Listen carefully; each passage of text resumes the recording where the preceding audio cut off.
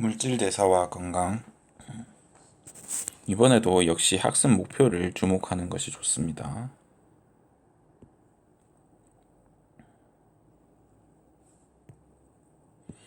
이번 단원에서 무엇을 해야 할지 목표를 가지고 학습을 하는 게 당연히 유리하겠죠. 보면 섭취량과 소비량의 관계를 아셔야 하고 에너지 균형의 필요성을 설명할 수 있어야 합니다. 그리고 물질 대사와 관련된 질병을 조사하고 이를 예방하기 위한 습관을 만드는 방법을 토의해야 하는데 우리가 모이기 힘드니까 이런 식으로 수업을 진행하겠습니다.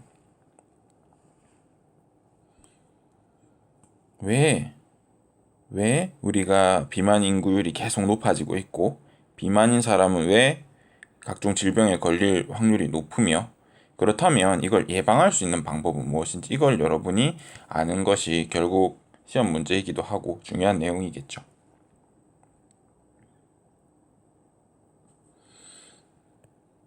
물질 대사가 일어날 때는 반드시 에너지가 대사되기 마련입니다.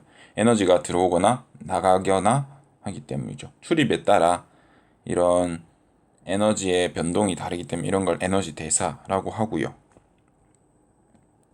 우리는 음식물을 섭취하면서 에너지를 얻고 이 에너지는 여러 가지 생명 활동을 하는 데 사용이 됩니다. 이때 우리는 섭취한 음식물이 소비한 것보다 많으면 지방의 형태로 저장하고 있어요. 왜 지방의 형태로 저장하게 되었냐? 이걸 아시는 게 중요하겠죠. 먼저 지방은요 CHO로 이루어져 있고요. 1g당 9kcal를 낼 수 있습니다. 그램 퍼 9kcal입니다. 이 말은 무슨 말이냐면 탄수화물과 아미노산의 경우 4kcal per g이라는 걸 봤을 때 똑같은 1g 그리고 똑같은 1ml 똑같은 부피에 똑같은 무게에서 지방이 열량이 훨씬 크죠. 이 열량이란 것은 에너지를 낼 수 있는 정도입니다. 우리 모든 에너지는 열로 표현할 수 있다고 했잖아요. 열량, 즉 열을 얼마나 가지고 있느냐인데 얘는 1g당 9나 힘을 낼 수 있어요. 그래서 저장의 형태로는 탄수화물이나 아미노산보다는 훨씬 좋다. 에너지 저장을 목적으로 할 때. 그래서 우리가 남는 에너지는 전부 지방으로 전환하고 있습니다. 사실 인류가 에너지가 남는 경우는 여태까지 없었어요. 현대에 들어서 드디어 우리가 음식물을 사용하는 에너지보다 더 많이 섭취하게 된 형태가 돼버렸죠. 사실 인류 역사상 우리는 어디에 초점을 두었냐면 에너지 획득에 초점을 두었습니다. 그래서 우리는 에너지를 섭취하면 반드시 최대치로 흡수하기를 원했고 남는 것은 저장하는 데 특화되어 있는 몸이 되었죠.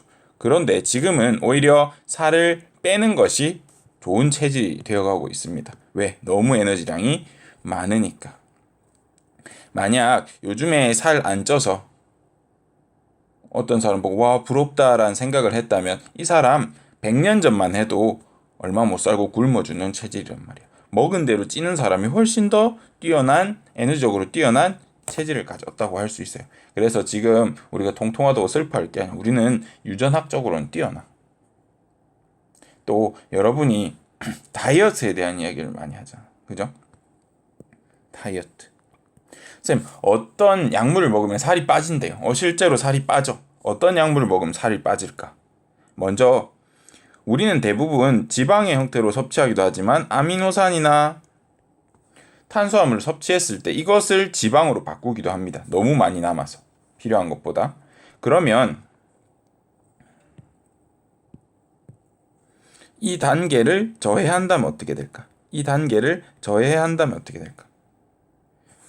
선생님이랑 하나 약속을 하자. 먼저 생물학에서 화살표로 표시하면 촉진이라는 뜻이 있습니다. 그런데 이렇게 앞을 납작하게 그리면 이거는 억제의 뜻이 됩니다. 물론 선생님은 여러분이 아직 익숙하지 않기 때문에 마이너스까지 표시를 해줄 거예요. 먼저 우리는 전환을 탄수화물과 아미노산이 지방으로 전환되는 것을 막을 수 있어요.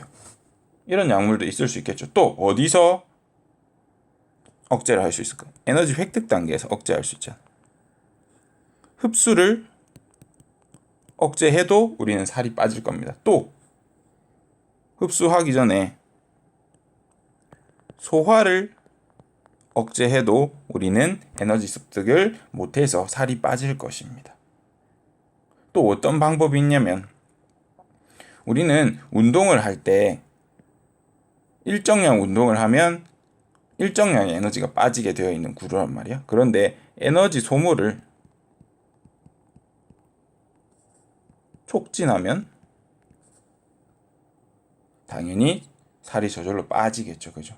이러한 형태로 우리 약물들이 많이 나와 있습니다. 요즘엔 또 어느 형태까지 나왔냐면 애초에 먹고 나서 늦었다라고 판단해서 뭘 억제해버리냐면 에너지 획득하려면 뭐가 있어야 돼? 식욕이 먼저 있어야 된단 말이야. 그죠? 식욕은 어떠한 호르몬이라고 하는 신호물질에 의해서 조절되는데 이거 자체를 억제해버려. 이런 방식으로 우리는 살을 빼려고 노력하고 있습니다. 사실은 인류 역사상 이런 일은 없었죠. 그럼 선생님 어떤 약물을 먹어야 제일 효과가 좋은가요? 안 먹어야 돼. 지금은 너무 에너지가 많기 때문에 꼭 하루 3끼를 먹어야 하나요? 아니요. 하루에 한 끼만 먹어도 됩니다. 선생님 그러면 지금 제가 살이 너무 많이 쪘어요. 어느 정도만 먹어도 되냐요?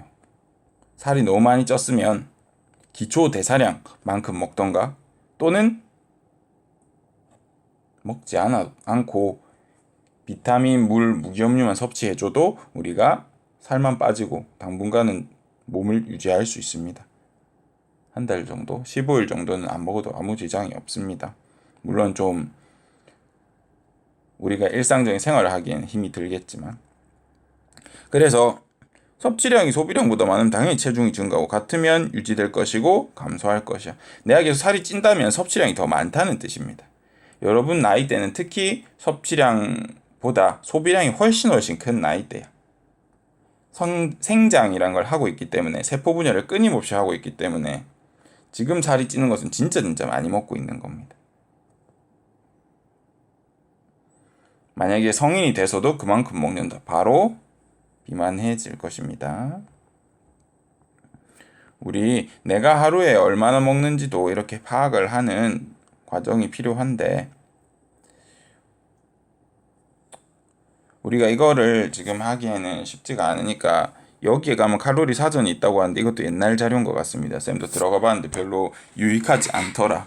영양소도 많이 안 나와 있고 여러분이 뭘 섭취하실 때 특히 뭐 밥 이런 거는 우리 급식 같은 경우에는 우리 영양사님이 계시잖아요. 그죠? 그래서 철저히 영양 상태를 계산해서 나오기 때문에 우리 급식만 먹어도 사실 다른 거 아무것도 안 먹어도 살이 좀 찝니다. 과한 칼로리를 줍니다. 왜? 여러분 성장기이기 때문에. 선생님들 그래서 밥 주는 데를 다 먹으면 선생님들 다 살찐단 말이야. 그쵸?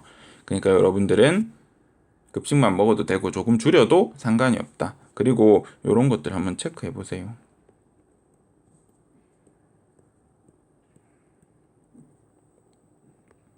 그렇다면 나의 칼로리는 어떻게 구할 수 있느냐? 어떤 칼로리? 일단 그거에 대해서 알아봅시다. 나의 대사량은 어떻게 구하는지 그 다음 페이지에서 한번 확인하도록 하죠. 일단 나의 대사량을 판단하기 전에 우리는 대사량이 무엇인지 알고 접근해야 합니다. 그리고 대사량에 대한 거 있죠. 대사량에 대한 것은 생활과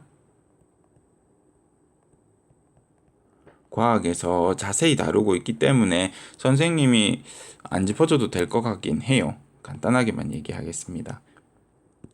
손혜진 선생님이랑 하고 있겠죠.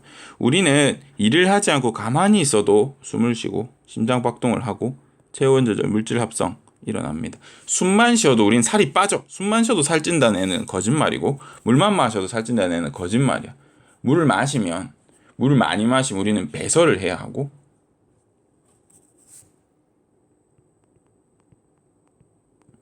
그리고 숨을 쉬면 폐가 움직이고 횡격막이 움직이고 또 심장박동도 하기 때문에 우리는 많은 에너지를 사용하고 있습니다. 살이 찌는 것보다 많이 먹어서. 우리 몸의 기관 중에 가장 에너지 소모가 큰 기관이 어디 있을까? 맞아, 콩팥이야. 선생님, 제가 알기로는 간이 에너지 소모가 크다고 하던데요. 맞아, 간도 에너지 소모가 커. 우리 몸의 화학 공장으로서 정말 많은 일을 하는데 사실은 배설하는데 에너지가 너무 많이 든다. 왜? 우리는 여과를 통해서 빠져나간 물질을 재흡수하기도 하고 여러분에게 알려주진 않았지만 재분비라는 작용도 합니다. 이때 ATP가 사용된다고 했죠, 그죠? 그래서 수많은 ATP들이 사용되기 때문에 콩팥에서 에너지 소모가 가장 커요. 어쨌든 간에 우린 대사라는 이야기를 알아야 합니다. 우리는 하루 동안 에너지를 사용하는 총량을 1일 대사량이라고 하고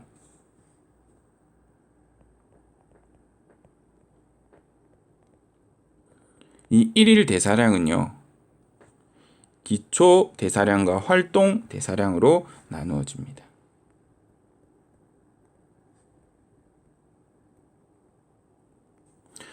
기타 등등의 여기 보면 다른 대사량들이 있는데 이것은 여러분이 신경 쓸 것들은 아닌 것 같아요.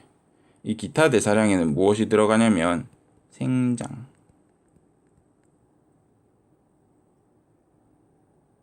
그죠? 그리고 세포 복구, 또 각종 대사의 조절.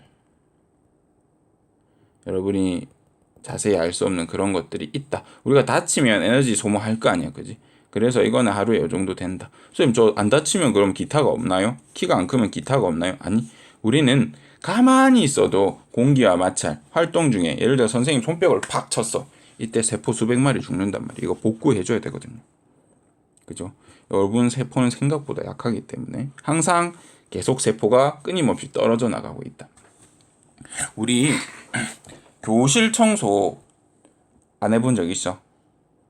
물론 우리가 몸에 옷에 달고 오는 먼지들도 많겠지만 사실 사람이 가진 먼지의 대부분은 뭐냐면 바깥에서 들어온 것보다 우리 피부의 세포 조각이, 표피의 세포 조각이 떨어져 나가면서 생긴 먼지가 훨씬 많습니다. 그래서 창문 닫았고 밖에 안 나가는 히키코모리 집에도 먼지는 쌓인다. 히키코모리는 은둔형 외톨이 말합니다. 안 나가고 사시는 분들. 여튼 그렇습니다. 이래서 기초 대사량은 여기 잘 나와 있죠. 생명 활동 유지하는데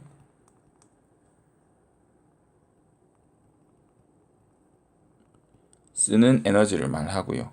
활동 대사량은 우리가 공부도 하고 운동도 하고 생각도 하고 다양한 일들을 하잖아요. 그죠? 이때 사용된 대사량을 활동 대사량이라고 합니다. 여러분이 공부를 많이 하다 보면 당이 딸려 하면서 단 것이 먹고 싶을 때가 있지요. 그죠? 사실은 그 정도 에너지를 우리 몸이 필요로 하진 않지만 우리 몸은 활동을 할 때 포도당의 형태의 에너지가 많이 부족해지면 바깥에서 공급하기를 원합니다. 이미 우리 몸엔 지방이 충분해. 이미 지방이 충분하지만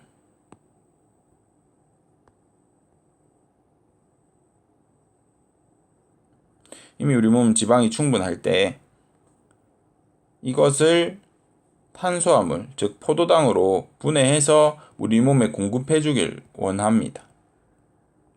그런데 내가 공급해주는 속도보다 이 지방을 탄수화물로 전환하는 속도에 시간이 있을 거 아니에요. 그죠? 이때 이 속도가 공급 속도가 너무 딸린다. 이러면 우리는 추가적으로 섭취해주는 식욕이 돋게 됩니다.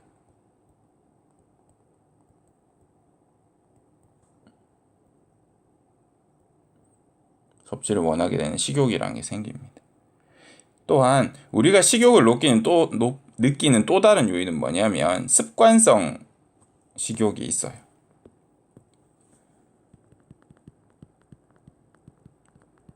우리가 하루에 3끼를 규칙적으로 먹다 보면 그 시간이 되면 배가 고파집니다. 자동으로 소화액이 분비되고요. 이런 일들이 일어납니다. 그래서 습관을 하루에 한 끼 먹는 습관으로 바꾸면 하루에 한 번 배가 고프거나 배가 고프지 않을 수도 있다. 그 다음 습관성 말고 또 뭐냐면 우리 몸은 물을 먹고자 할 때 배고픔을 느끼게 할 수도 있습니다. 뭔가를 마시고 싶다는 것을 먹고 싶다로 착각하게 하는 경우가 있습니다. 특히 여학생이 많이 느끼고요. 그래서 배가 너무 고플 때 물을 한번 마셔보는 것도 다이어트에 도움이 될 것입니다.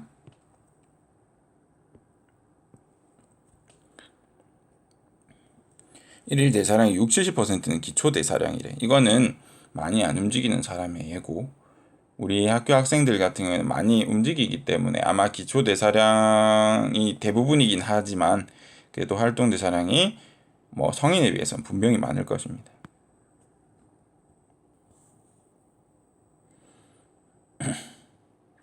그렇다면 우리는 너무 과하게 먹거나 영양 과잉이거나 운동이 부족한 경우 계속 에너지가 남잖아. 그럼 이 남는 에너지는 어떻게 저장한다고? 지방으로 저장해. 근데 우리 지방은 보통 어디에 저장되냐면 피하 지방 들어봤니? 피부 아래에 계속 저장되게 돼. 그러다 보니까 너무 급격히 칼로리가 축적되다 보면 피부가 트어. 이렇게 찢어지는 것처럼 피부가 아직 피부 세포는 생장 안 했는데 지방을 축적하는 속도가 더 크니까 피부가 약간 늘어나면서 이렇게 터버리는 경우가 있습니다. 이런 몸의 흉터 비슷하게 생겼다면 여러분은 과잉 영양 상태인 거 보시고요. 또 피하의 지방이 다 찼다면 어디로 저장하기 시작하냐면 내장 주변부. 내장도 에너지를 정말 많이 사용하고요. 특히 심장이나 간이나 콩팥 같은 경우에 24시간 활동을 하고 있습니다. 그래서 그 근처에 에너지를 주기 위해서 지방이 그쪽으로 축적되기 시작합니다. 또 우리의 지방은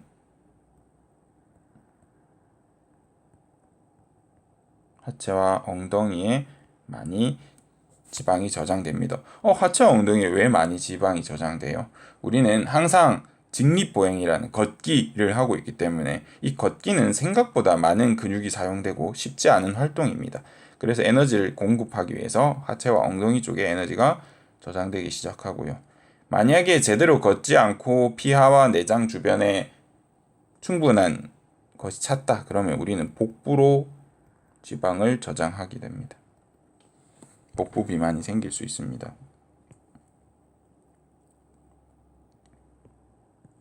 대사성 질환은 우리 몸의 물질 대사에 이상이 생기는 현상이에요. 물질 대사는 무엇을 필요로 해? 물 필요로 하죠.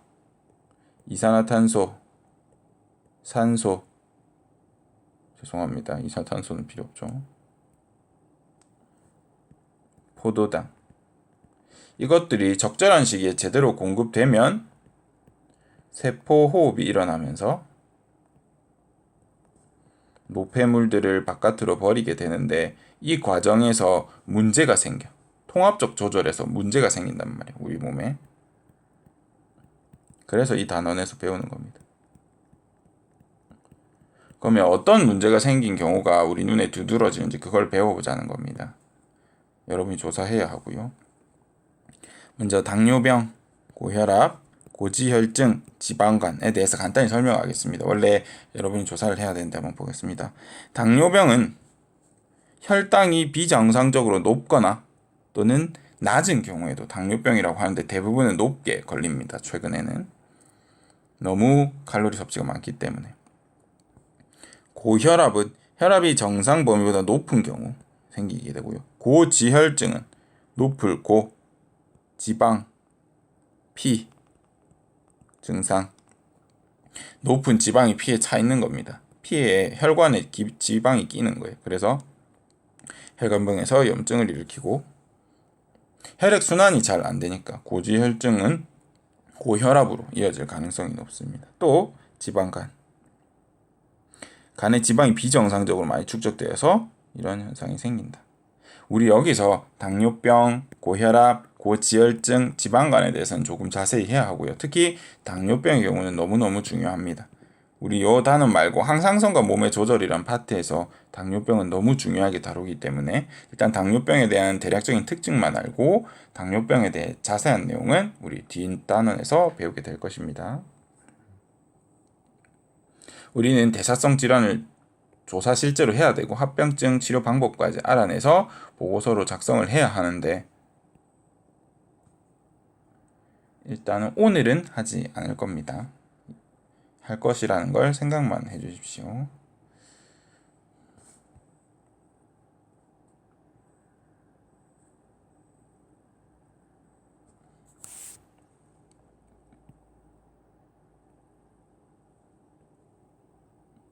여기 보면 당뇨병의 원인은 혈당약이 제대로 조절되지 않아서인데 오랜 기간 지속되면 순환이 잘 일어나지 않는 이상한 문제들이 생깁니다. 우리 혈액은 일정 농도를 유지하고 있어야 돼. 항상. 왜냐하면 예를 들어서 혈액이 있고 이게 혈관벽입니다. 혈관벽이 있고 혈액이 있다고 했을 때 여기에 조직세포가 있습니다. 봐.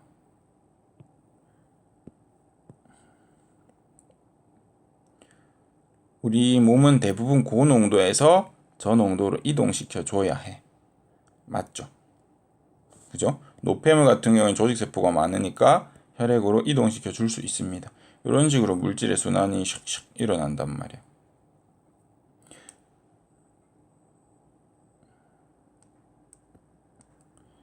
그런데 우리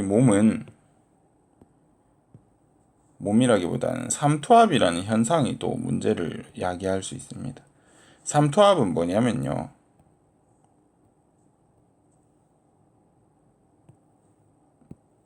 간단하게 설명하겠습니다. 자, 파란색 점이 소금이란 물질이라고 생각해요. 소금이라고 합시다. NaCl. 소금이 있을 때 지금 딱 봐도 어디가 고농도인가요? 맞죠? 여기가 고농도, 여기가 저농도일 것입니다. 그런데 여기서 소금은 그러면 어디에서 어디로 이동하려고 할까요? 고에서 저로 확산되려고 할 겁니다. 그런데 보면 지금 벽으로 가로막혀 있죠. 그죠?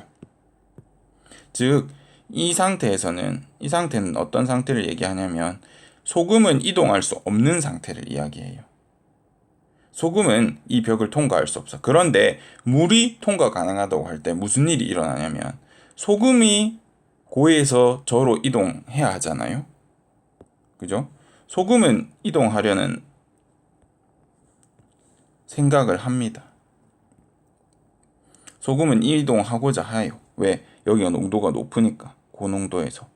그런데 소금이 이동을 못하니까 반대로 뭐가 이런 이동하는 현상이 생기냐면 이 농도를 맞춰주기 위해서 소금의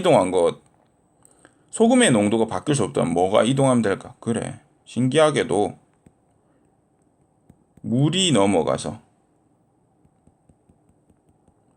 그러면 여기는 소금이 적으니까 물이 여기 적게 존재하게 하고 여기 많아지면 되잖아. 그지? 물이 이동해서 이 농도 차를 맞추려고 하는 어떤 현상이 일어납니다. 이런 걸 삼투 현상이라고 하거든요. 이런 일이 일어납니다. 그러면 포도당의 농도가 비정상적으로 혈액에 높은 게 당뇨병이라면 포도당 농도가 이쪽에 높아. 그러면 더 잘 공급할 수 있을 텐데 조직세포로 너무 농도가 높다 보니까 무슨 일이 생기냐면 포도당은 쉽게 혈관벽을 마음대로 통과하지는 못합니다. 조직세포에서. 통과할 수는 있지만 크기가 크기 때문에 쉽지가 않아요. 그래서 어떠한 통로를 통해서 전달되곤 하는데 이 통로가 없는 지역을 지나갈 때 무슨 일이 생기냐면 여기 농도가 너무 높아. 그러다 보니까 이 농도비를 맞추기 위해서 조직세포에 있는 수분을 혈액으로 빨아들여 버립니다. 그럼 무슨 일이 생기냐? 혈액에 물이 너무 많은 거야. 그럼 배설작용해서 물을 재분비해 버려. 포도당의 농도가 너무 높으니까 이런 일이 생겨. 또 우리 여과하고 나서 재흡수를 통해서 포도당 같은 거는 다시 배설기관에서 다시 우리 몸으로 가져온다고 했는데 농도가 너무 높으니까 에너지를 써도 못 가져오는 거야. 그래서 열심히 힘들게 가져온 포도당을 오줌으로 버려버리네. 말도 안 되는 일이 일어나네. 포도당을 배설해버린 일까지 생깁니다. 그래서 당뇨병에 있는 사람들은 대표적으로 어떤 증상을 느끼냐면 목마름, 갈증을 굉장히 느낍니다. 물을 아무리 먹어줘도 조직세포에 있는 물을 땡겨가서 혈관으로 그 다음 갖다 버리기 때문에 배설기관에서 물이 많다고 판단해서 계속 물이 먹고 싶어. 첫 번째 대표적인 거. 그 다음 단요를 합니다. 혈당이 높으니까 물을 계속 혈관으로 땡겨. 그러다 보니까 우리 배설기관에서는 물이 많다고 판단해서 많이 버려. 그래서 오줌이 많이 나와.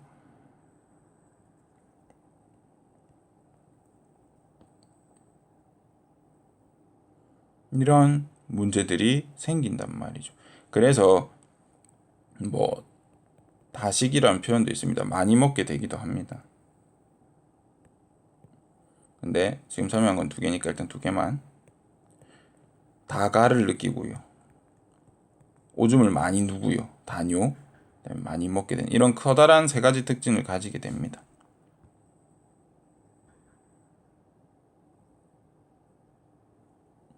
고지혈증과 당뇨병 이런 것들에 대해서 또 우리가 보죠. 고지혈증은 너무 많은 지방 때문에 동맥경화 같은 게 일어납니다. 혈액의 지방 농도가 너무 높아진 것이죠. 동맥경화는 우리 혈관이 혈액을 공급할 때 보면 혈관은 이렇게 볼록볼록 심장이 한번 쿵 하고 꽉 짜주면 피가 뽁 하고 이렇게 들어가. 꾹 짜는 순간 피가 꼭 들어가.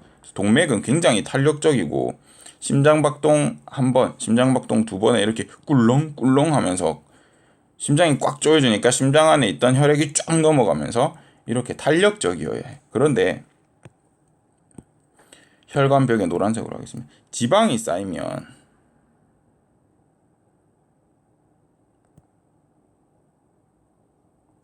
지방이 쌓였다고 생각해 봅시다. 이런 탄력적인 혈관벽이 지방이 쌓이면 단단해져 버려. 여러분 다리 같은 거 이렇게 살 많이 쪘을 때 잡아보면 셀룰라이트 만져지는데 지방은 여러분 생각보다 단단합니다. 돼지고기 삼겹살 보세요. 하얀 부분 눌러보면 어때요? 단단하단 말이에요. 그래서 혈관이 지방이 쌓여버리면 딱딱하게 변해. 그래서 동맥이 딱딱해지는 증후군 경화증이라는 게 걸립니다. 딱딱할 경자입니다. 그 다음 심혈관계 질환, 뇌혈관 질환이 생기겠죠. 당연히 혈액순환이 제대로 안 되니까. 그래서 운동 부족과 영양 과잉 등으로 우리가 이런 대사산 질환이 생긴다면 어떻게 해야 돼? 그래, 규칙적인 식사, 균형 잡힌 운동, 균형 잡힌 식사, 규칙적인 운동, 올바른 생활 습관이 있으면 되겠죠. 열량 높은 거 많이 먹지 마세요. 적당히 균형 잡히게 먹고요. 운동 규칙적으로 꾸준히 하고요. 활동량 늘리면 이런 것들 해결할 수 있어요. 그래서 연예인들 보면 살찐 연예인들 이제 잘못하면 죽을 수도 있다. 이런 판단 기준이 나오잖아. 이렇게 되니까. 지방이 더 쌓이면 어떻게 될까? 그래, 진짜 심하신 분들은 혈관이 막힌단 말이야. 처음에는 우리 몸의 혈관들은 다 연결되어 있으니까 여기 좀 막힌다고 해도 돌아가서 이렇게 혈액 공급이 되곤 하지만 나중에 그것까지 안 되면 어떻게 돼? 에너지 공급이 안 되니까 기관들이 파업을 해버려. 기능을 정지해버려. 재수 없으면 심장이 정지해버리면 정말 큰일이 되겠죠. 그러면 심정지가 오는 거고, 콩팥이 정지를 해버리면 콩팥을 갈아 끼워야 되고, 간이 정지하면 간이 갈아 끼워야 되고, 이런 큰 일이 생긴단 말이야. 말이 갈아 끼운다고 하지 이식받는 거 쉽지 않거든요. 이거 한번 체크해보고 오늘은 여기까지 하겠습니다. 수고하셨습니다.